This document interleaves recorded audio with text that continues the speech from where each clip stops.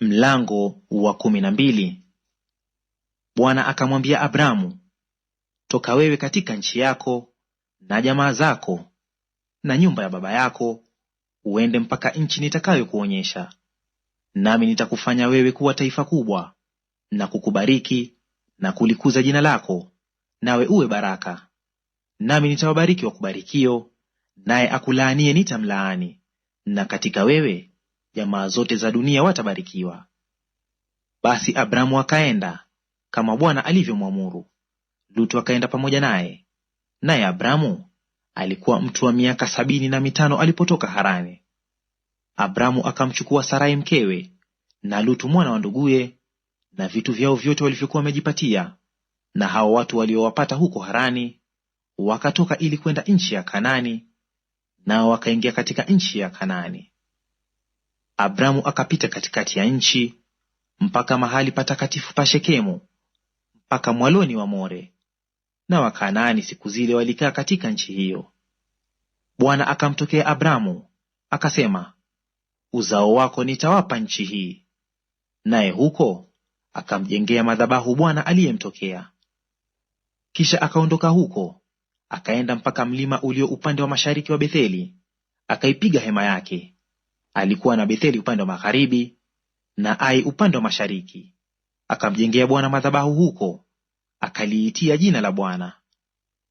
Naye Abramu akasafiri akazidi kwenda pande za kusini. Basi kulikuwa njaa katika nchi ile.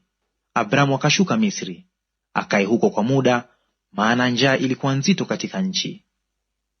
Ikawa alipokuwa karibu kuingia Misri, akamwambia Sarai mkewe, tazama, najua ya kuwa umwanamke mzuri wa uso. Basi itakuwa Wamisri watakapokuona watasema, huyu ni mkewe. Kisha wataniua mimi, na wewe watakuacha hai. Tafadhali useme, wewe undugu yangu, iwe heri kwangu kwa ajili yako, na nafsi yangu iishi kwa ajili yako. Basi ikawa Abramu alipofika Misri, Wamisri wakamwona huyo mwanamke ya kwamba yeye ni mzuri sana. Wakuu wa Farao wakamwona, nao wakamsifu kwa Farao. Basi yule mwanamke akachukuliwa nyumbani mwa Farao, naye akamtendea Abramu mema kwa ajili yake. Naye alikuwa na kondoo na ng'ombe na punda waume na watumwa na wajakazi na punda wake na ngamia. Lakini Bwana akampiga Farao na nyumba yake mapigo makuu kwa ajili ya Sarai mkewe Abramu. Ndipo Farao akamwita Abramu akasema, nini hili ulilonitendea? Mbona hukuniambia ya kuwa huyo ni mkeo? Mbona ulisema, huyo ni umbu langu, hata nikamtoa kuwa mke wangu? Basi sasa huyo mke wako umchukue, uende zako.